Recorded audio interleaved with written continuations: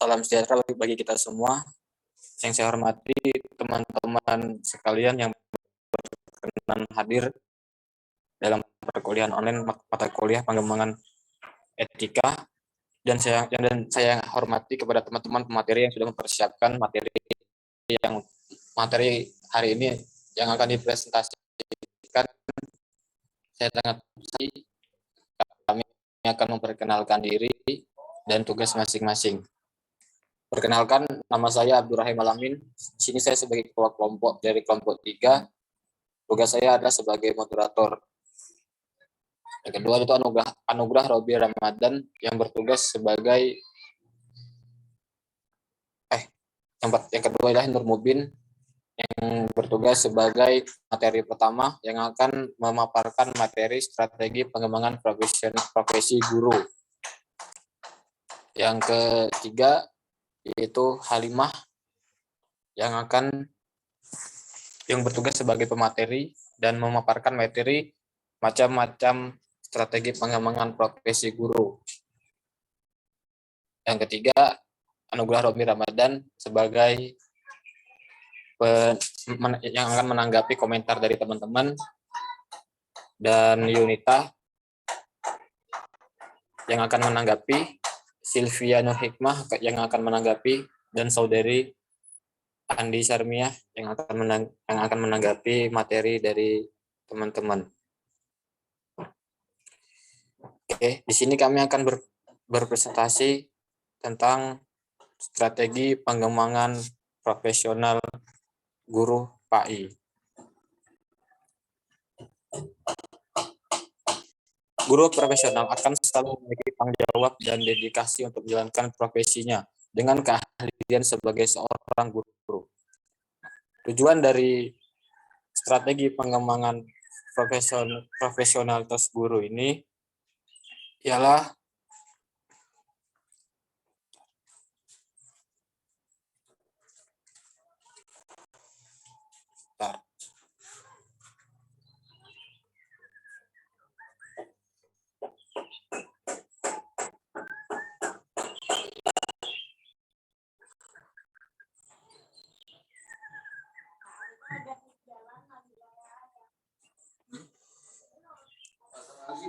tujuan pengembangan guru melalui pembinaan guru adalah untuk memperbaiki proses belajar mengajar yang di dalamnya melibatkan guru dan siswa melalui serangkaian tindakan, bimbingan, dan arahan.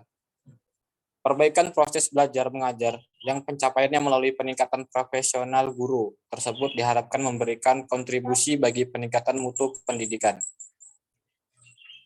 Tujuan kegiatan pengembangan profesi guru adalah untuk meningkatkan mutu guru agar guru lebih profesional dalam melaksanakan tugas dan tanggung jawabnya. Jadi, kegiatan tersebut bertujuan untuk memperbanyak guru yang profesional, bukan untuk mempercepat atau memperlambat kenaikan pangkat golongan. Selanjutnya sebagai penghargaan pada guru yang mampu meningkatkan mutu profesionalnya. Diberikan penghargaan diantaranya dengan kenaikan pangkat atau golongannya. Dalam kaitannya dengan program bimbingan penulisan karya ilmiah, maka penulisan karya ilmiah sendiri yang merupakan salah satu kegiatan pengembangan profesi guru. Bukanlah sebagai tujuan akhir, tetap sebenarnya merupakan wahana untuk melaporkan kegiatan yang telah dilakukan guru untuk meningkatkan mutu pendidikan, khususnya pembelajaran di sekolah. Tujuan lain dari pengembangan profesionalitas guru yaitu yang pertama itu kebutuhan sosial untuk meningkatkan kemampuan sistem pendidikan yang efisien dan manusiawi, serta melakukan adaptasi untuk penyusunan kebutuhan-kebutuhan sosial. Yang kedua, kebutuhan untuk menemukan cara-cara untuk membantu staf pendidikan dalam rangka mengembangkan pribadi secara luas. Yang ketiga, kebutuhan untuk mengembangkan dan mendorong kehidupan pribadinya seperti hal membantu siswanya dalam mengembangkan keinginan dan keyakinan untuk memenuhi tuntutan pribadi sesuai dengan potensi dasarnya. Oke, langsung saja. Di sini saya akan menyerahkan untuk pemateri pertama kepada saudara Nurul Mubin yang akan membahas tentang strategi pengembangan profesi guru. Di dalam materi tersebut terbagi menjadi dua, ada yang memakai strategi perubahan paradigma dan strategi birokratisasi. Kepada Saudara Nurudin, saya persilahkan.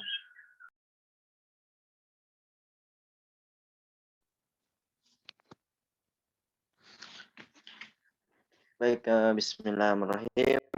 Assalamualaikum warahmatullahi wabarakatuh. Waalaikumsalam.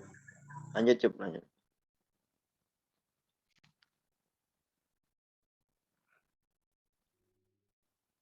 Oke, baik,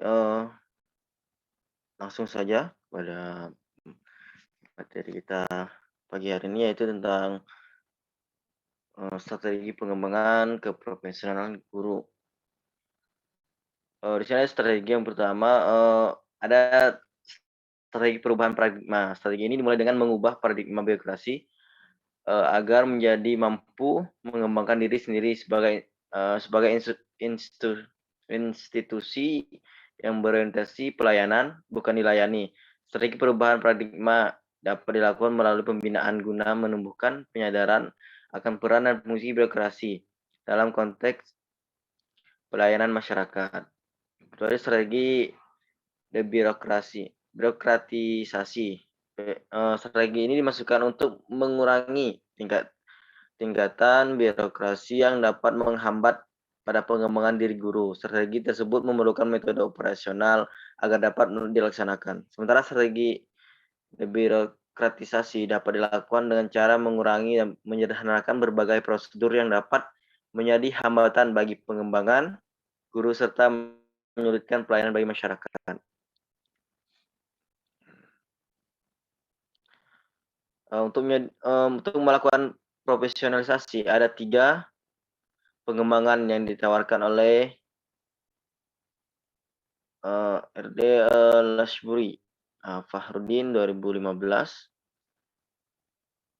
yang dapat dijadikan sebagai kerangka dalam merumuskan strategi pengembangan, yakni pendekatan karakteristik berupaya memunculkan karakter yang melekat dalam suatu profesi, sehingga profesi ini benar-benar dijalankan sesuai dengan tuntutan profesional. Kedua, pendekatan institusional, pendekatan yang lebih memandang profesionalitas sebagai suatu proses konstitusional atau pengembangan asosional. Yang ketiga, pendekatan legalistik merupakan upaya profesionalisasi yang menekankan pada adanya pengakuan suatu profesi oleh negara. Selanjutnya, oke, dilihat dari konteks manajemen makro dan sistem pendidikan nasional, Tilar Fahrudin 2019 menawarkan langkah-langkah yang disebut dengan strategi pengembangan profesionalitas guru, yaitu yang pertama, mengupayakan terjadinya peningkatan status profesi guru agar dapat sejajar dengan profesi lainnya, menyetarakan. Yang kedua, pengembangan profesionalitas guru harus lebih berorientasi pada peningkatan kualitas, bukan kuantitas. Jadi lebih ke mutu ya, bukan ke lebih banyak gitu. Dalam hal ini maka diperlukan sumber daya manusia maupun finansial. Profesionalitas guru memerlukan upaya pendekatan kembali terhadap guru agar mereka dapat berkembang.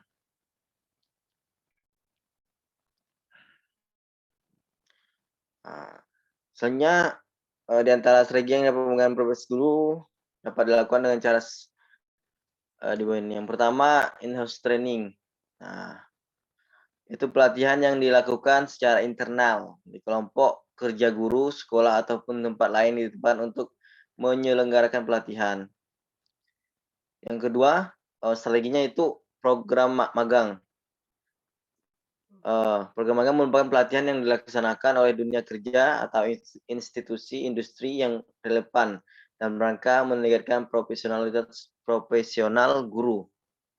Yang ketiga, kemitraan sekolah. Pelatihan melalui kemitraan sekolah dapat dilaksanakan antara sekolah yang baik dengan sekolah yang kurang baik, antara sekolah negeri dengan sekolah swasta, dan sebagainya.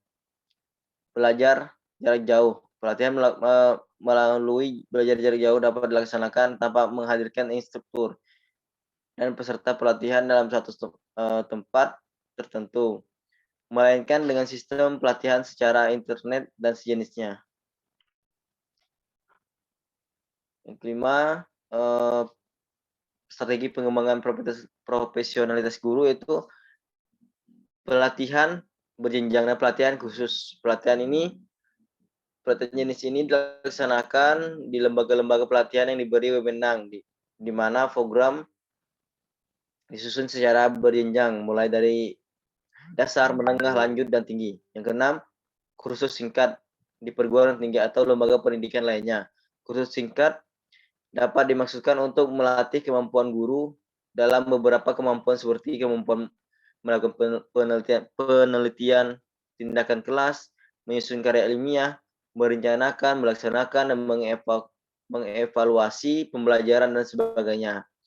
Pembinaan internal oleh sekolah. Pembinaan internal ini dilaksanakan oleh kepala sekolah dan guru-guru yang memiliki kewenangan membina melalui rapat dinas, rotasi tugas mengajar, pemberian tugas-tugas internal tambahan, diskusi dengan rekan sejawat dan sejenisnya.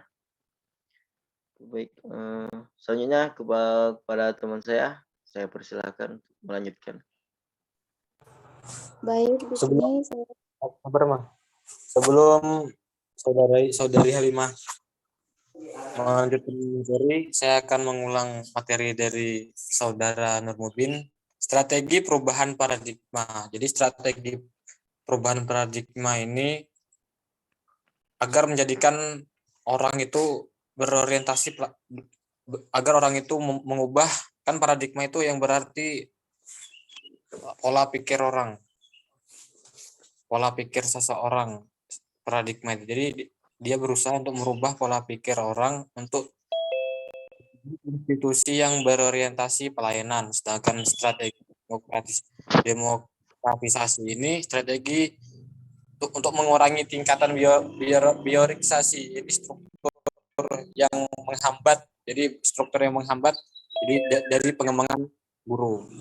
Nah, ada 3 macam pengembangan yang ditawarkan oleh R.D. Lansbury. Yang pertama itu pendekatan karakteristik, berupaya memunculkan karakter yang melekat dalam suatu profesi. Yang kedua itu pendekatan institusional, pendekatan yang lebih memandang profesionalitas sebagai suatu proses konstitusional, perkembangan asesional. Yang ketiga itu pendekatan legalistik, merupakan upaya profesional yang menekankan pada adanya pengakuan suatu profesi oleh negara.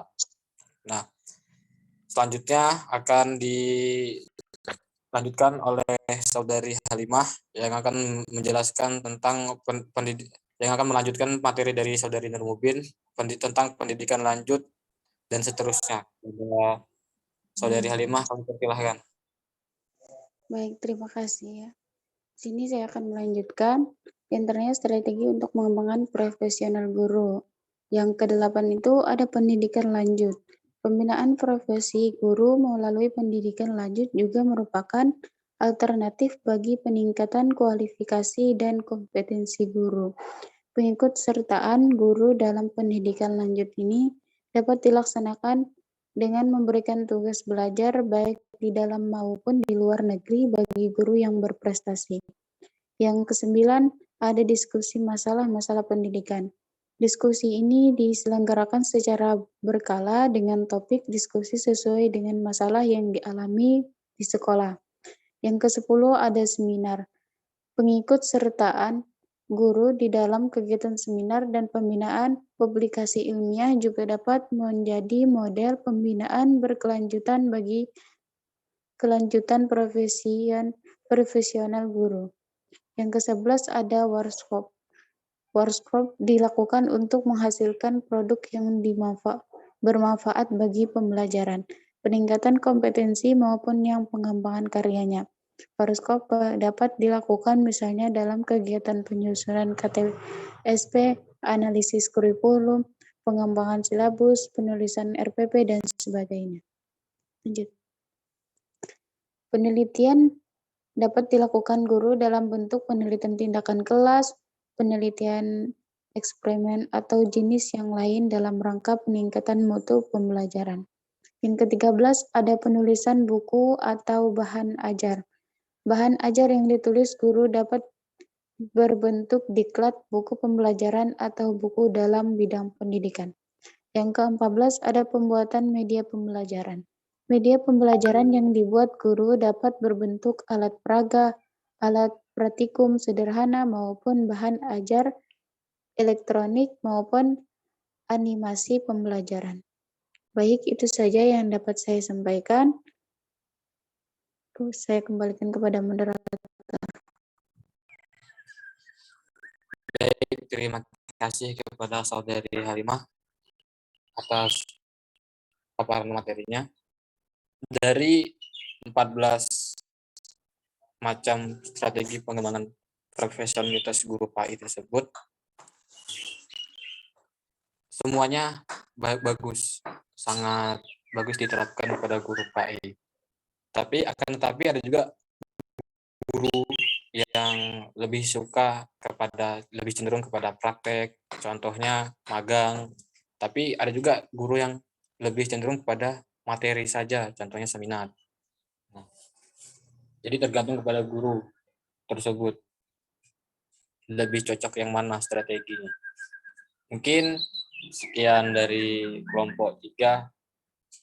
Kurang dan lebih mohon dimaafkan. Selanjutnya saya akan mempersilahkan kepada teman-teman dari kelompok 1, 2, dan 4 untuk menanggapi atau berkomentar tentang materi strategi pengembangan profesionalitas guru PAI ini. Kepada seluruh kelompok dan teman-teman, saya persilahkan.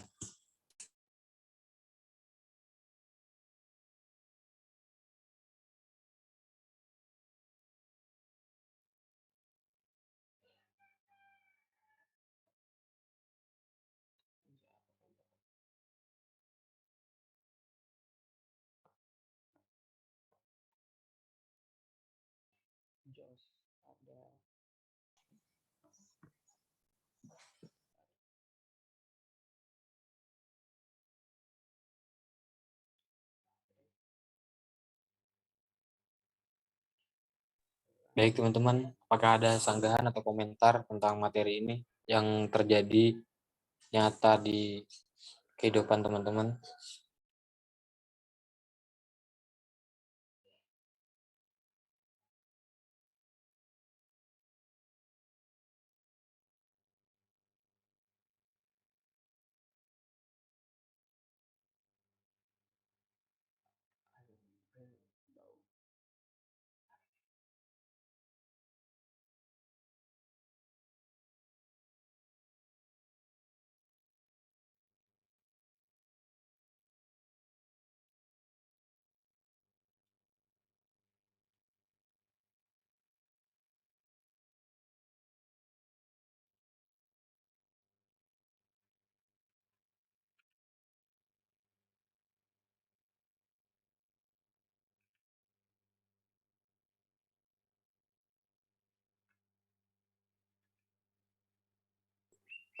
Baik, saya kasih waktu 5 menit lagi atau 3 menit untuk teman-teman berkomentar.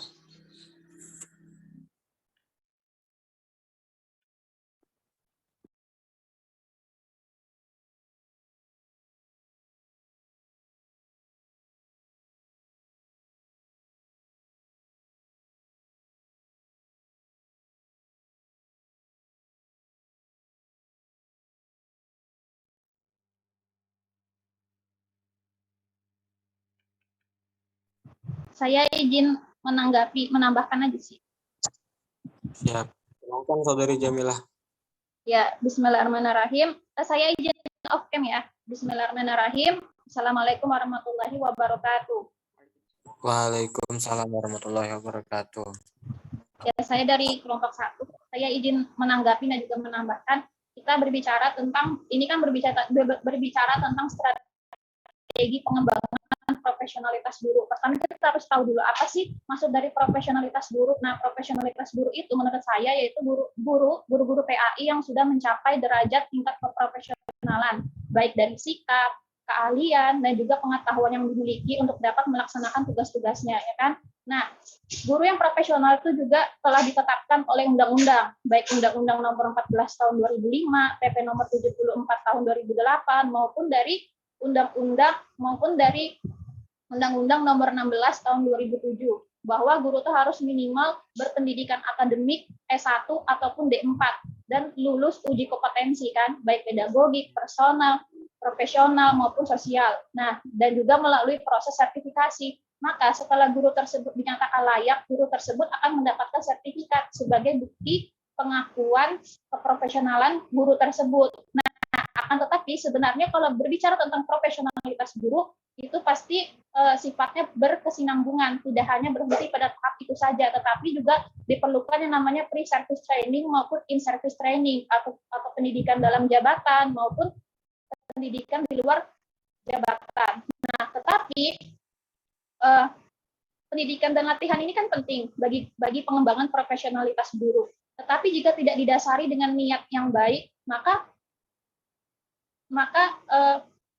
akan sulit dalam proses maupun mencapai hasil yang terbaik. Oleh karena itu, saya ingin menambahkan bahwa dari sekian banyaknya pendidikan dan latihan, guru itu juga harus memupuk rasa keyakinan yang tinggi atau membuat niat awal yang baik. Karena guru tuh harus yakin bahwa profesi yang ditekuninya saat ini bukan hanya untuk memuliakan dirinya saja maupun untuk menampakkan sisi kemanusiaannya saja, tetapi juga harus yakin bahwa profesi yang ditekuninya ini adalah suatu manifestasi dari amal soleh yang tentu memiliki nilai ibadah yang sangat luhur.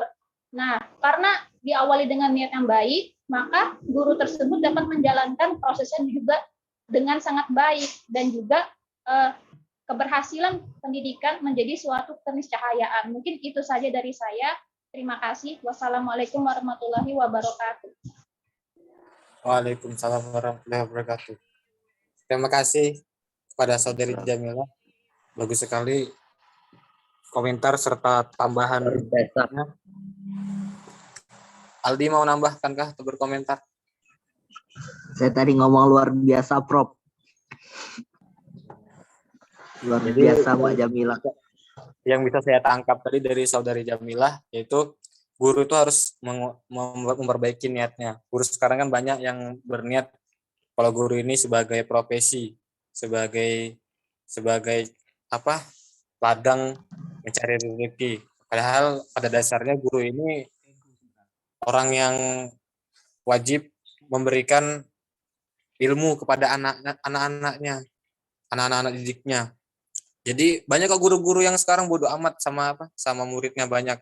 Bahkan dosen pun ada yang begitu. Jadi dia kalau masuk kuliah, perkuliahan dia itu cuma ngasih tugas, ngasih ini, entah ada kesibukan apa, dia lebih mementingkan kesibukan itu. Nah, padahal untuk menjadi seorang guru profesional, ketika kita mempunyai dua masalah atau dua tanggung jawab, kita harus bisa memikul kedua-duanya. Tidak boleh di antara kedua tersebut yang harus ditinggalkan. Mungkin begitu. Dan niat pun harus diubah. Jadi profesi guru ini bukan sebagai pekerjaan, sebagai profesi mencari uang, sebagai ladang mencari rezeki. Akan tetapi betul yang seperti Saudari Jamilah itu katakan sebagai investasi kita untuk amal soleh yang memberikan ilmu pengetahuan kepada anak yang belum memiliki ilmu pengetahuan sama sekali. Mungkin ada tanggapan dari teman-teman lain atau ada komentar lain dari Mas Aldi atau yang lain.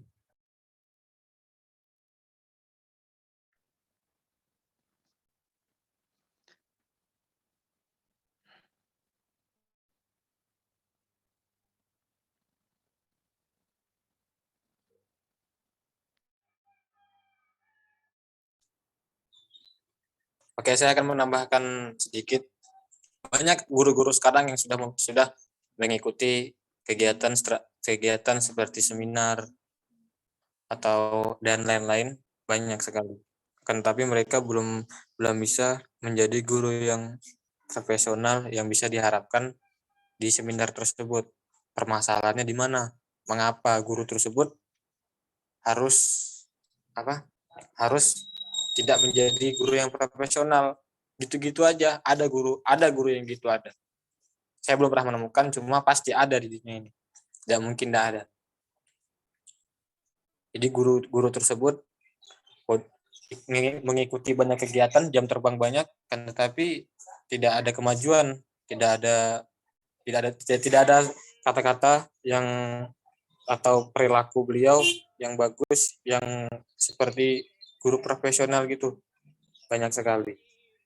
Jadi permasalahan tersebut diakibatkan oleh diri guru tersebut, entah salah niat atau memang memanfaatkan kegiatan seminar tersebut.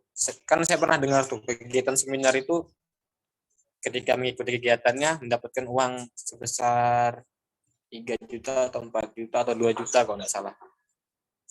Gratis. Kalau seminarnya di hotel, gratis hotel. Karena bapak saya pernah mengikuti itu, kegiatan tersebut, makanya saya tahu. Banyak guru yang ikut seminar gitu hanya memanfaatkan itu, tidak memanfaatkan ilmunya. Mungkin sekian, apakah ada tanggapan lain? Saya mau menambahkan mungkin. Siap, silahkan. Yos.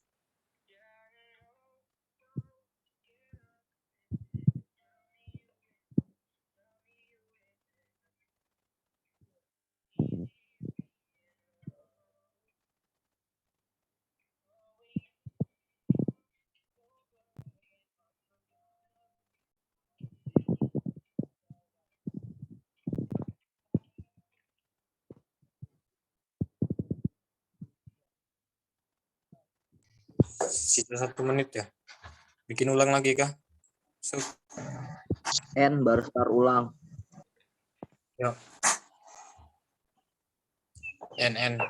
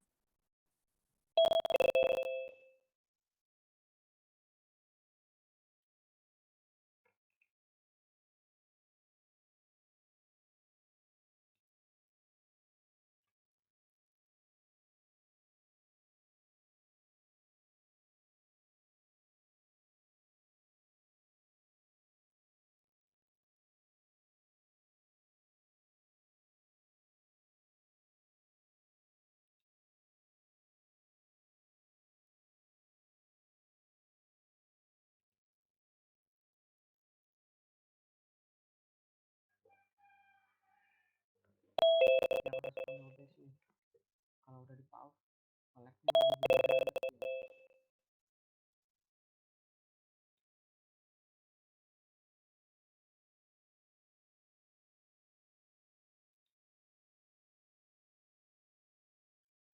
Suandi lanjutkan.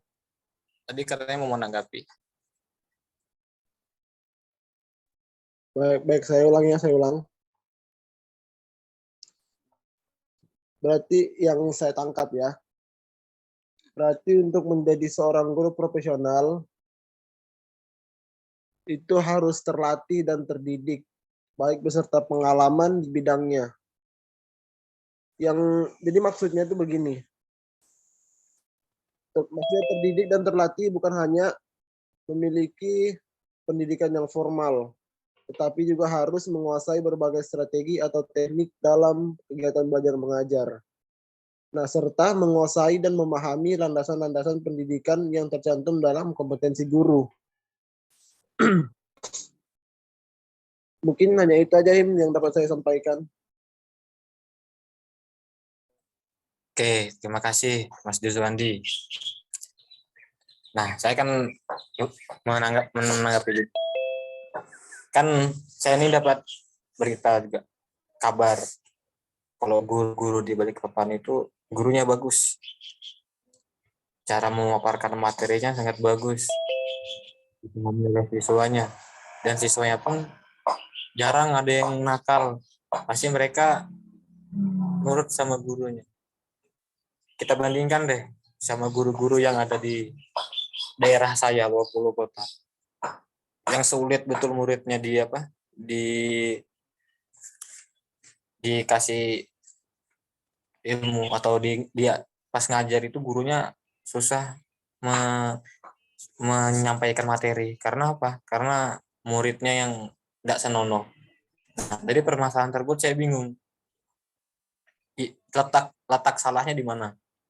Apakah letak salahnya itu di murid atau di guru? Sedangkan sama-sama guru. Tapi saya lebih luas memasuki permasalahan tersebut. Saya tanya-tanya. Rupanya permasalahannya ada di gurunya.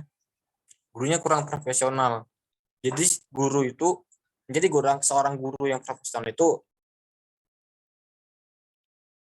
dia mempunyai metode. Nah, setelah anak kelas 1, 2, 3 atau dari SMP 1, SMP 2, SMA 3, SMA 1 itu metodenya berbeda-beda. Menyampaikan materi itu berbeda. Cara membuat siswa itu membuka pola pikirnya. Itu sangat berbeda caranya. Guru, kenapa? Karena mereka lebih, yang seperti saudari Jamilah katakan tadi, saya yakin di dalam hati mereka profesi guru itu bukan sebagai sebagai amal jariah atau sebagai jihad untuk menyampaikan ilmu, akan tetapi sebagai pekerjaan atau pundi-pundi dari rezeki atau uang. Masa pas mereka ngasih tugas gitu materi, padahal tugas matematika. Ini kejadian sendiri di keluarga saya. Ngasih tugas matematika yang belum pernah disampaikan, belum pernah dijelaskan. Siswanya disuruh ngerjakan. Itu bagaimana? Dan seperti yang saya dengar di Balikpapan, kan kakak saya jadi kayak guru juga di sana. Jadi kalau di sana secara online itu guru-gurunya berpartisipasi betul gitu dalam sekolah online ini. Seperti anak-anak ini disuruh kumpul di rumah guru, misalnya guru Ibu Jamilah dikumpul di tempatnya Ibu Jamilah atau di tempatnya Bapak Mubin. Nah, semua anak-anak murid itu disuruh kumpul di sana, dan di rumah itu dijelaskan, oh gini gini gini gini. Dan waktu mereka tidak banyak, paling lama itu 1,5 jam. Seminggu itu ada 3 kali pertemuan. Itu membahas tentang semua materi. Nah, dari situ kita bisa belajar dan bisa kita lihat sendiri kejadian nyata yang terjadi pada saat ini gitu. Mungkin sekian. Makanya orang Balikpapan itu terkenal dari dulu. Orang Balikpapan itu terkenal dengan wawasan yang luas, public speaking yang bagus, cepat menangkap materi. Itulah. Saya bukannya menyanjung orang Balikpapan, cuma fakta gitu. Sama seperti orang Bontang juga sudah terkenal lah. Kalau di daerah saya ini terkenal betul. Bagi guru-guru yang dari Balikpapan. Kakak saya aja kemarin yang menjadi seorang guru, bukan guru sih, kayak ya guru, tapi cuma ngajar sekali aja di sekolah sini. Anak-anak murid alhamdulillah cepat masuk gitu. Dan disuruh menjadi guru di sini, kakak saya tidak mau. Mungkin karena faktor pengajar di sana yang sudah profesional, yang membedakan daerah Balikpapan sama daerah Bengkulu Kota. Buktinya aja gini dah, bukti nyata. Saudari Jamilah tadi pemaparannya luar biasa bagus, dari bahasa, dari materinya, dari undang-undang, semuanya bagus. Sedangkan kami kan yang kurang, saya sendirilah yang kurang memahami. Saya hanya kesalahan saya dalam memahami materi ini tidak seluas saudari Jamilah tadi yang mencakup pautkan antara undang-undang dan sebagainya. Mungkin sekian dari saya. Assalamualaikum warahmatullahi wabarakatuh.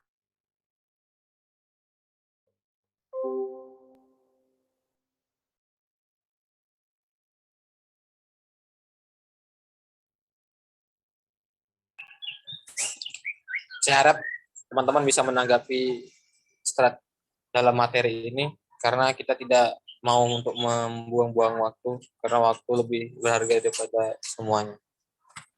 Demi pemahaman kita dan menambah pengalaman kita sendiri.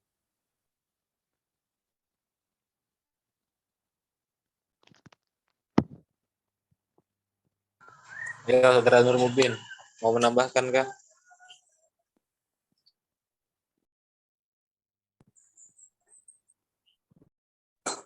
Atau Saudara Fauzan Hirizon yang akan menanggapi permasalahan guru? Mas Fudali.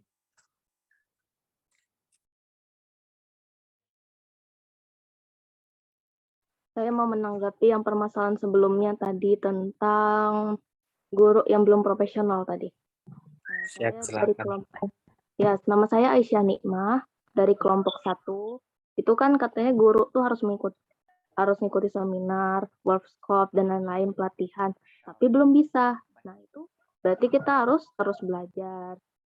Tapi kenapa masih gitu-gitu aja? Namanya juga berusaha, ya pastinya harus terus berusaha ya. Baru niatnya. Nah, niatnya kemana? Niatnya karena Allah misalnya. Baru tulus dalam mengajarnya. Nah, insya Allah lah masuklah pelajarannya dalam mendidik, mengajar.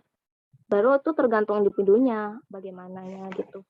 Untuk niatnya baru kita harus berprasangka baik dulu ya. Mungkin untuk mengikuti itu ada untuk menambah pengalaman, wawasan, mengetahui materi yang dibahas, misalnya tentang karakter.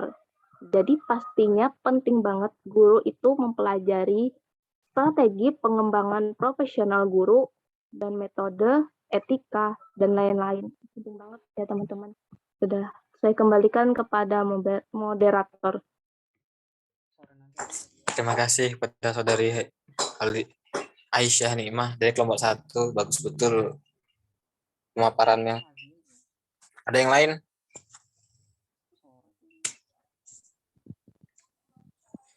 Yang berhasil saya tangkap dari tanggapan dari Mbak Aisyah tadi, jadi permasalahan tersebut seperti yang saya katakan kembali kepada gurunya. Ada juga guru yang autodidak, yang dimana guru itu sudah profesional tanpa mengikuti seminar dan lain ada. Seperti guru saya yang ada di pondok pesantren itu, menurut saya sudah profesional, manajemen waktunya yang tepat waktu, materinya yang dikuasai, dan lain-lain lah, yang sudah mencakup guru profesional. Sedangkan beliau baru lulusan S1 YIN gitu. Beliau belum pernah mengikuti namanya seminar, menambah pengalaman itu, tapi beliau sudah mengetahui itu, karena beliau sudah menanamkan pada diri beliau itu profesi guru ini sebagai amal jariah. Karena kan amal jariah ini tidak akan pernah putus. Seandainya Nur Mubin belum tahu cara namanya mandi wajib, saya kasih tahu nih dalam mata pelajaran saya. Ketika beliau sudah mimpi basah atau apa, beliau melakukan itu kan amal jariah. Sampai walaupun kita meninggal, tapi murid kita Saudara Nur Mubin ini masih hidup, masih melakukan itu, amal jariah itu tetap mengalir begitu. Itu niat beliau. Sedangkan Amin. di pondok saya itu kan gajinya itu tidak sebesar sekolah-sekolah lain. Gajinya itu cuma 800.000, itu paling besar, 800.000. Banyak guru-guru yang dari SMA yang bantu di sana ngajar 3 bulan nggak tahan karena anaknya nakal-nakal, terus gajinya yang sedikit. Sedangkan materi yang diemban ini materi agama ini kan tidak boleh salah sedikit pun, karena jika salah sudahlah jadi amal jariah juga, jadi amal jariah yang tidak bagus. Seandainya amalan kita pertama kali sholat itu, ada guru yang mengatakan takbiratul ihram, tapi ada juga guru yang harus mengatakan niat dulu. Nah, jadi yang mana yang betul? Nah, gitu. Contohnya begitu. Nah, jadi yang betul kan niat dulu. Kita harus niat dulu, baru kita takbir. Seandainya kita salah menyampaikan bahwa takbir dulu baru niat, itu kan amal jariah juga yang tidak bagus. Nah, Saudara Aldi, tolong dong paparkan. Kan biasanya Prof. Aldi ini sangat bagus pemaparannya. Masya Allah, Mubin. Senyum Mubin. Iya sih tadi itu pengen banget menanggapin tentang masalah Wakulu dan Balikpapan. Saya sejak Rahim ngomong Balikpapan luar biasa, saya jadi malu gitu nah. Jadi kayak seneng gitu. Padahal Balikpapan ini puji saya dari Tenggarong. Tapi mungkin ya begini, mungkin saya rasa kalau kayak seperti yang Rahim bilang tadi, kayak muridnya kurang senonoh atau muridnya nakal, saya rasa bukan salah di gurunya dan bukan juga salah di muridnya gitu. Nah kayak gimana ya, saya rasa kayak hal yang begitu tuh bukan salah begitu, mungkin perlu ada yang namanya pendekatan. Karena begini, mau sebagus apapun metodenya, tapi kalau siswa yang kita ajar itu belum benar-benar siap untuk menerima pelajaran, saya rasa pelajaran pun akan sulit masuk. Karena begini, kita nggak tahu latar belakang orang yang tinggal di tempatnya Rahim dan tinggal di Balikpapan, entah apa perbedaannya. Karena kita nggak tahu nih, siswa yang dari rumah ini siap belajar memang niatnya kayak bangun tidur, mandi, menyiapkan diri untuk sekolah. Terus kita bandingkan dengan seorang siswa yang sama kelasnya, sama sekolahnya, sama gurunya, tapi sebelum dia itu masuk ke sekolah, dia harus membantu orang tuanya, dia harus bekerja, entah dia harus berjualan di subuh harinya, entah itu. Tentu pasti ada perbedaan yang terjadi di hasil pembelajaran yang diberikan oleh gurunya tersebut. Jadi kita tidak bisa serta-merta akan bahwa gurunya kurang profesional. Mungkin saja kurangnya pendekatan yang dilakukan oleh gurunya. Seandainya guru yang melakukan pendekatan dan dia tahu bahwa oh ternyata murid ini belum siap kalau diberikan pelajaran pada pagi hari, mungkin perlu ada yang namanya pembelajaran tambahan atau semacam bimbingan pribadi terhadap beberapa murid yang memang kesulitan dalam menerima pembelajaran. Saya rasa begitu. Jadi kayak gimana ya? Mungkin metodenya yang dipakai gurunya udah bagus betul, tapi perlu ada yang namanya pendekatan lebih yang secara personal gitu nah terhadap siswa-siswa yang dapat dikatakan bermasalah dalam tanda kutip begitu. Itu sih kalau dari pandangan saya. Jadi hal yang seperti itu tuh kita tidak dapat menyalahkan salah satu pihak karena ini sesuatu yang harus diperbaiki dan harus dilakukan, dan tentunya untuk kita sebagai seorang guru harus punya inisiatif akan hal itu begitu. Dan juga mungkin sebelum saya akhiri tambahan saya ini, kayak kita nih kan calon guru nih, kira-kira kita bakal lulus S1, kira-kira apakah kita ini bakal menjadi seorang guru yang profesional? Saya rasa tentu tidak. Mungkin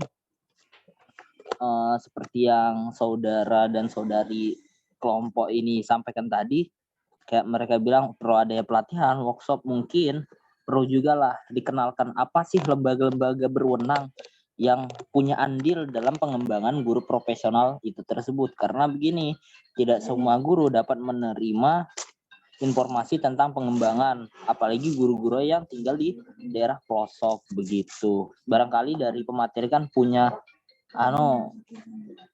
semacam intermezzo gitu nah untuk memberikan tambahan. Kalau kita ingin jadi guru yang profesional, kita bisa cari itu di sini, di lembaga sini, kita bisa cari tahu tentang infonya seperti itu. Mungkin itu aja sih dari saya, kurang lebihnya saya mohon maaf. Saya kembalikan kepada Bapak Rahim.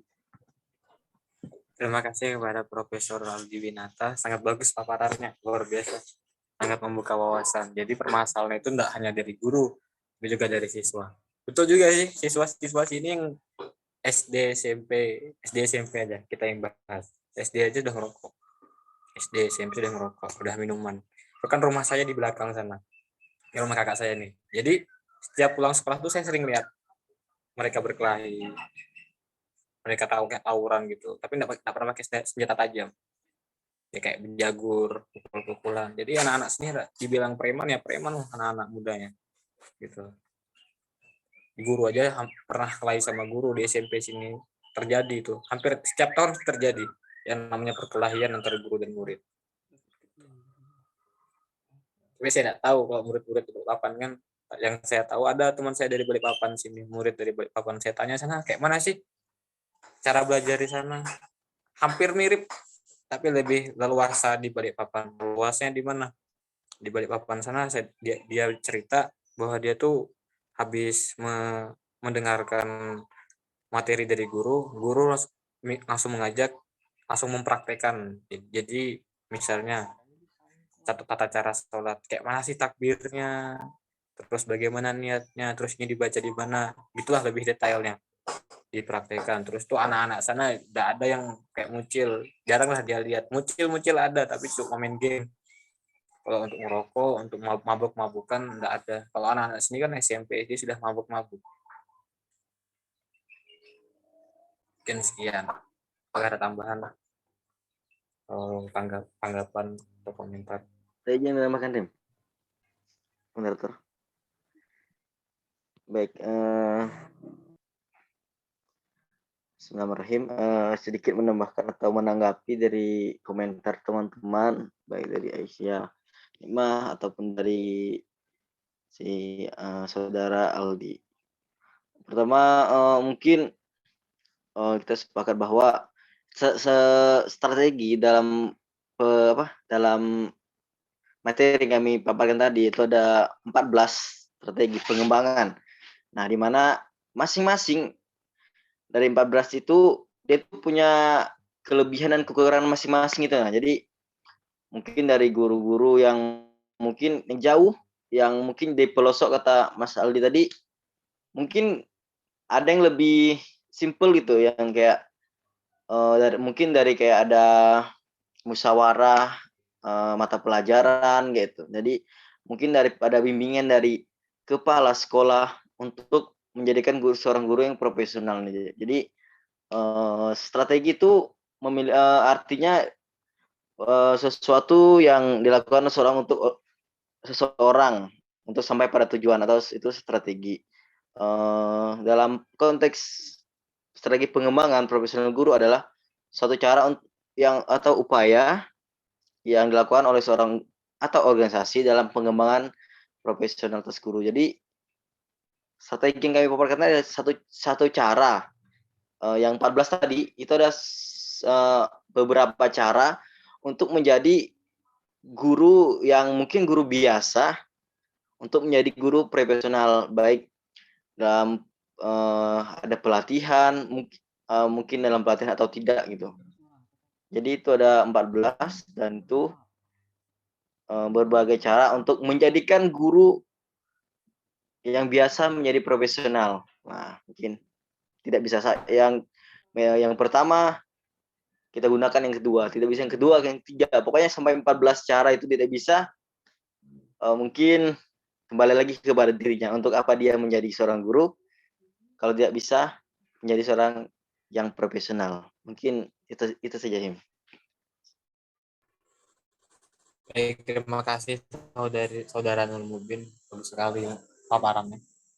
Saya akan menambahkan, mungkin agak menyinggung teman-teman, tapi saya mohon maaf untuk sebelumnya. Jadi untuk teman-teman sekalian, kalian kan sudah mutlak menjadi seorang guru. Belum mutlak sih, karena pas lulus nanti kalian belum tentu mau ngambil guru ini sebagai cara untuk mentransfer ilmu kalian kepada anak-anak didik kalian. Jadi contoh aja, seperti tetangga saya kan, beliau lulusan Unmul terbaik tahun 2000 berapa lupa saya. Beliau jadi PNS 2 tahun diangkat langsung jadi PNS karena nilainya bagus dan lain-lain. Tapi beliau banyak ditawarin di sini, ditawarin di sekolah yang bagus, sekolah yang akreditasinya dekat dengan rumah, tapi beliau menolak. Beliau lebih memilih bekerja sebagai guru di pedalaman Longiram. Di pedalaman mana itu? Tidak tahu saya. Penting di pedalaman Longiram, jaraknya dari sini, dari Lokulu ke sana 1 hari 1 malam pakai motor. Jalannya rusak betul. Nah, beliau dengan niatnya itu, beliau tidak peduli rasa capek, rasa susahnya akses jalan di sana. Bahkan jaringan pun tidak ada. Listrik pun susah, listrik itu nyala dari jam 10 sampai jam 5, malamnya padam. Nah, jadi yang bisa saya ambil di sana, yang saya bisa ambil dari contoh ini, jadi guru profesional itu tidak perlu mencari tempat yang dekat dengan rumah. Kan kita di sini apa ya? Kan kita di sini di kota ini sudah bisa dihitung lah guru profesional itu ada berapa. Pasti ada kan setiap kota. Tapi kalau di desa belum tentu ada di desa pedalaman begitu. Kecuali yang saya tahu di desa Longiram itu bahkan dia baru berapa bulan mengajar sudah diangkat menjadi kepala sekolah di sana. Ini nyata. Beliau yang mengelola SMP di sana. Gitu. Cobaan hidup beliau sangatlah berat di sana, tapi beliau menjadikan cobaan itu sebagai timbang ibadah. Jadi apa ya sumbernya pahala, sumbernya ilmu biar ya. Sekian. Assalamualaikum warahmatullahi wabarakatuh. Kan kalau tambah lagi ya Pak, saya tambahin dikit ya. Kan guru yang tetangga saya ini kan sudah mengikuti semua apa ya jam tayangnya tinggi lah tentang seminar lah apa. Jadi gunanya kenapa mereka ke sana kenapa dia ke sana, dia kan mau mengembangkan guru-guru di sana juga. Jadi guru-guru di pedalaman itu tidak hanya taunya mengajar ini itu bodoh amat tentang itu, tapi tangga saya ini mau merubah mindset guru tersebut. Guru ini hanya mengajar, mentransfer, bukan hanya mengajar pulang, tapi mentransfer ilmu sampai murid itu paham, sampai murid itu mempraktekkan, baru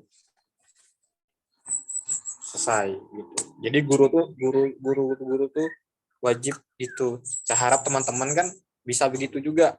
Saya harap. Jadi punya mindset mau ngajar di mana. Jangan hanya di Balikpapan atau di Samarinda atau di Tenggarong atau di Bengkulu atau di mana. Jangan begitu. Kalau bisa jauh, kan kita di sini kan generasi muda. Kita yang mengubah bangsa, mengubah pola pikir guru, mengubah cara guru kan dari kita. Kan guru yang sekarang yang tua-tua kan nanti kan pensiun, kan kita menggantinya. Nah begitu. Sekian. Menurut saya kalau yang di pelosok kayak gitu tuh bukannya mereka bodoh amat sih tentang hal mengajar. Mereka bisa mengajar, tapi kan namanya pelosok itu kan pasti banyak kayak kurangnya fasilitas, kurangnya buku-buku, kurangnya sarana prasarana. Jadi itu yang menyebabkan mereka itu sulit untuk mengajar. Bukan karena mereka itu rasanya udah ngajar tinggal ngajar, tapi kan mereka juga bingung. Ini kayak mana bahan ajarnya tuh kayak mana mereka buat. Karena dari kota ke pelosok itu kan istilahnya kan sulit gitu ya perjalanannya. Jadi menurut saya itu guru itu tidak ada sih yang ngajar tuh hanya sekedar ngajar, itu mungkin beberapa oknum saja. Apalagi di zaman sekarang itu kan nggak mungkin guru-guru semuanya itu tuh hanya mengajar cuma karena uang. Zaman sekarang tuh udah canggih banget ya. Guru-guru tuh banyak yang sudah walaupun S1 tapi pikirannya itu sudah sangat baik. Itu aja sih menurut saya. Yang penting kita jangan menjudge seorang guru itu tuh yang tidak profesional, tidak baik, itu jangan ya. Ya, saya menambahkan, boleh? Terima kasih Mbak Mbak Nadia Tan Syarifah. Bagus sekali paparannya. Yang seperti Mbak Nadia Tan katakan itu benar. Jos mau menambahkan Him. Ya, soalkan Mas Joswandi dari Borneo. Saya menambahkan sedikit ya. Jadi sifat profesional guru itu terlihat dari komitmennya. Komitmen terhadap pekerjaannya yang dimana tempat dia mengajar, ya kan? Nah, yang saya dapat kemarin, yang bisa kita lihat itu dari 3 indikator. Indikator dan dia mengajar. Yang pertama ditandai dengan sangat yakin dengan institusi pendidikan tempat dia mengajar. Nah, yang kedua itu dia sangat ingin memajukan lembaga itu atau sekolah itu. Dan yang ketiga, dia akan sangat berkeinginan untuk terus mendedikasikan keahliannya di tempat dia mengajar. Nah, mungkin itu 3 indikator yang dapat kita lihat dari sifat profesionalitas seorang guru. Mungkin itu saja yang dapat saya sampaikan. Baik, terima kasih Mas Yuswandi dan Mbak Nadia tadi bagus sekali pemaparannya. Apakah ada tanggapan lain? Mbak Aisyah nih, Mbak bisa nanggapi. Oh, Mas Nur mungkin. Saya kan pernah dulu observasi sama teman-teman nih. Pas semester 1 dulu tuh observasi suatu desa. Ternyata di desa tersebut di Loduri ya, pada dekat aja sih di Loduri tuh. Nggak taunya di situ susah betul ya. Jaringannya susah karena banyak gunungnya. Habis itu jalanan di sininya ada hutan, jalan lagi hutan. Habis itu lewat jembatan, baru lewat batu-batu besar. Padahal itu kan di desa tuh. Susah tuh pembelajarannya. Siswanya juga sedikit aja ternyata. Hanya 30 siswa. Gurunya aja kalau nggak salah hanya 5 ke 9. Tuh. Nah, itu juga salah satunya penyebabnya. Jauh dari kota. Gitu. Oke, terima kasih Aisyah nih, Mas. Apakah ada tanggapan lain? Ada permasalahan? Bisa diulang nggak topik masalahnya tadi? Topik masalah Yang di punya Nadia. Iya apa coba?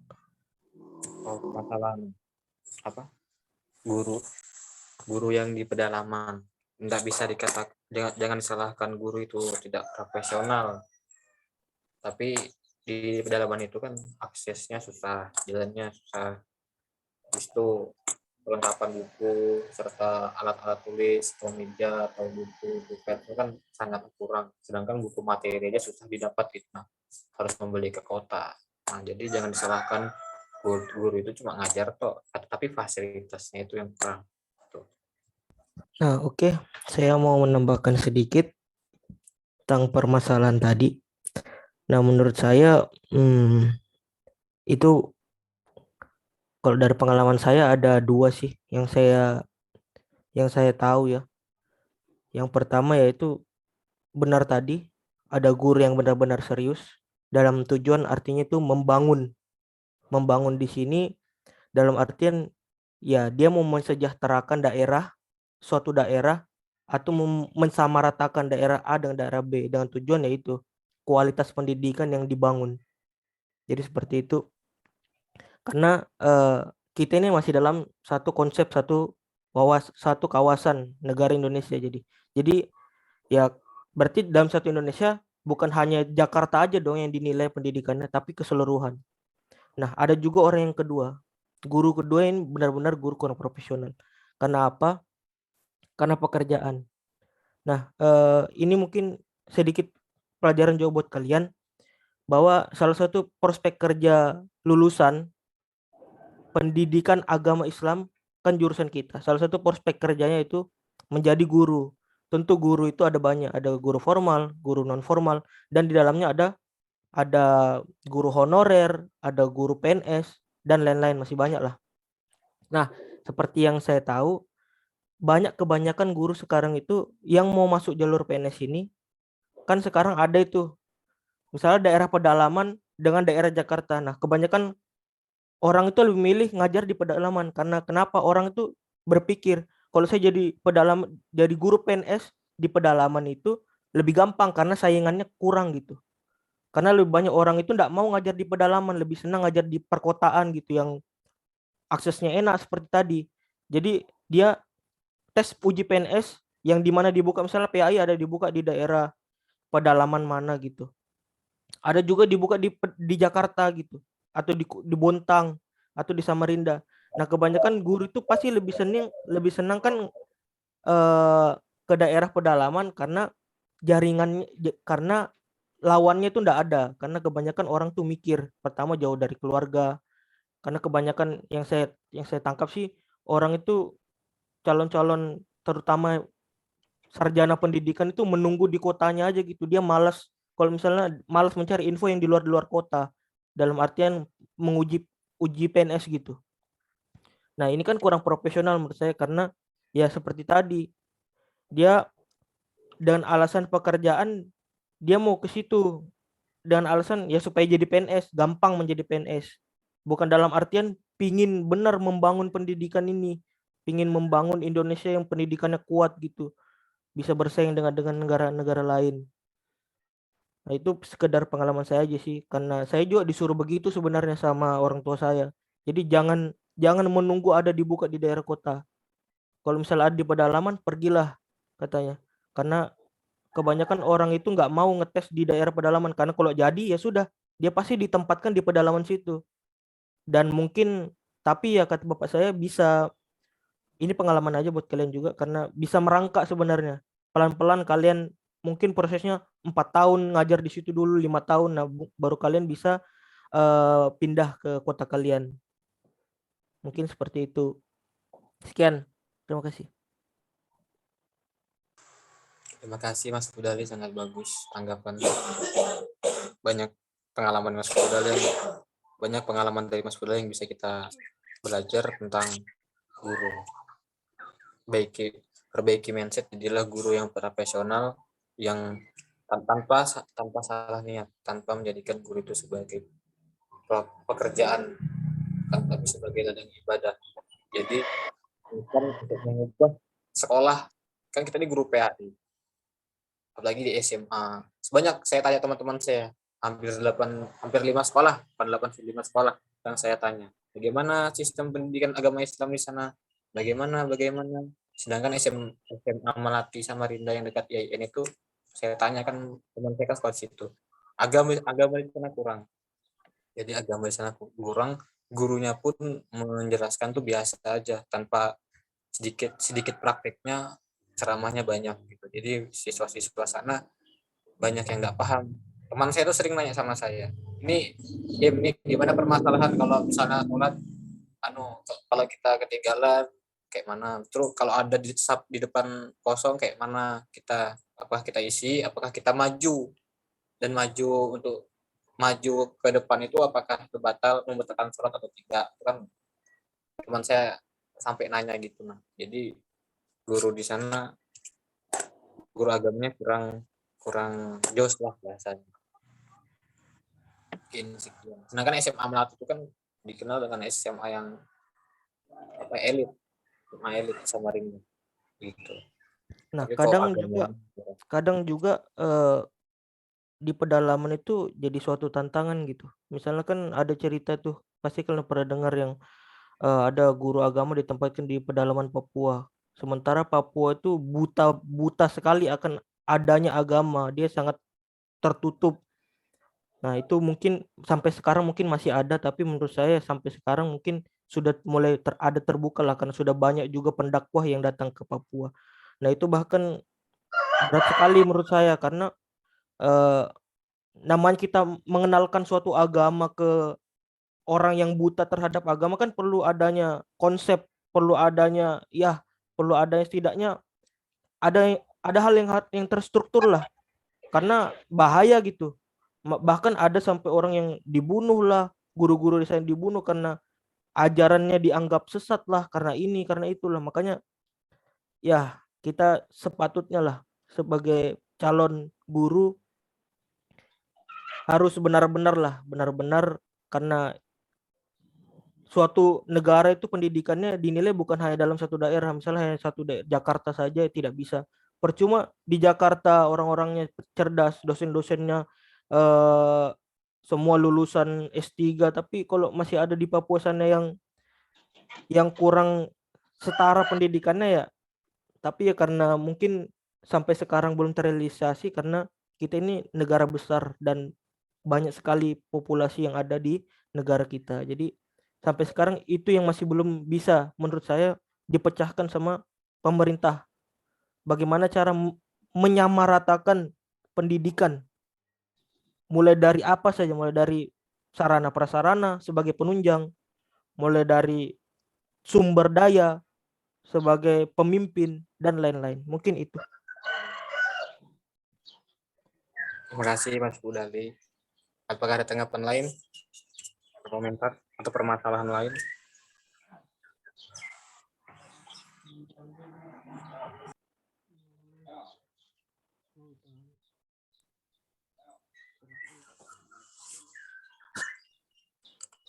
Apakah ada?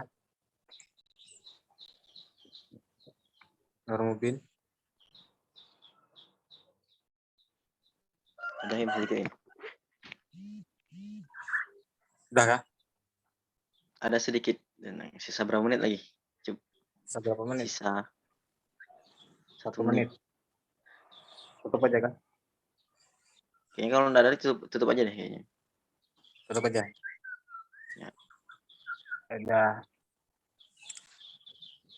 berkomentar maupun menguatkan argumennya pada presentasi hari ini. Saya sangat berterima kasih dan saya sangat berterima kasih juga kepada teman-teman yang mendengarkan dan memahami, dan juga saya sangat berterima kasih kepada anggota kelompok saya yang sudah meluangkan waktunya untuk memberikan materi dan memberikan materi dengan saya mohon maaf jika ada kesalahan baik kata, tutur kata maupun perilaku saya. Kesimpulannya, jadilah guru yang profesional, jangan jadikan pekerjaan atau pekerjaan alangkah baiknya kita merubah mindset untuk